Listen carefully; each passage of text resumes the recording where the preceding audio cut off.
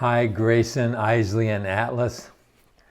I want to tell you the story of St. George and the Dragon. This is a great story. It's a lot of fun, and I hope you'll enjoy it.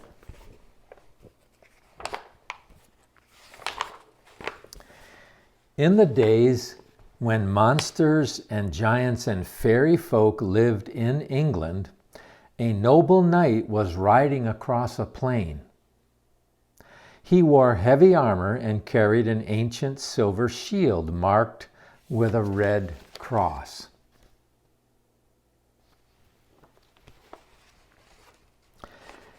It was dented with the blows of many battles fought long ago by other brave knights.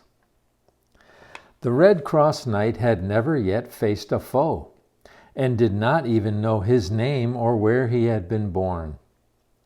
But now he was bound on a great adventure, sent by the Queen of the Fairies to try his young strength against a deadly enemy, a dragon grim and terrible. Beside him on a little white donkey rode a princess leading a white lamb, and behind her came a dwarf carrying a small bundle of food. The lady's lovely face was veiled, and her shoulders were covered with a black cloak, as if she had a hidden sorrow in her heart. Her name was Una. The dreadful dragon was the cause of her sorrow. He was laying waste to her land so that many frightened people had left their homes and run away. Others had shut themselves inside the walls of a castle with Una's father and mother, the king and queen of the country. But Una had set out alone from the safety of the castle walls to look for a champion who would face the terrible dragon. She had traveled a long, long way before she found the Red Cross Knight. Like a sailor long at sea under stormy winds and fierce sun, who begins to whistle merrily when he sees land, so Una was thankful. Now the travelers rode off together, through wild woods and wilderness, perils and dangers toward Una's kingdom. The path they had to follow was straight and narrow, but not easy to see.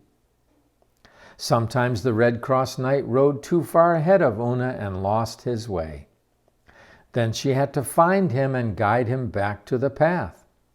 So they journeyed on, with Una by his side fair and faithful. No monster or giant could stand before the knight's bright sword.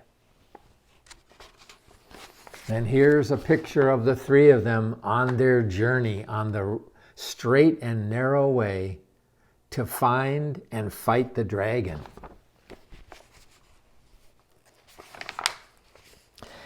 After many days, the path became thorny and led up a steep hillside, where a good old hermit lived in a little house by himself. While Una rested, the Red Cross Knight climbed with the hermit to the top of the hill and looked out across the valley. There against the evening sky they saw a mountaintop that touched the highest heavens. It was crowned with a glorious palace, sparkling like stars and circled with walls and towers of pearls and precious stones.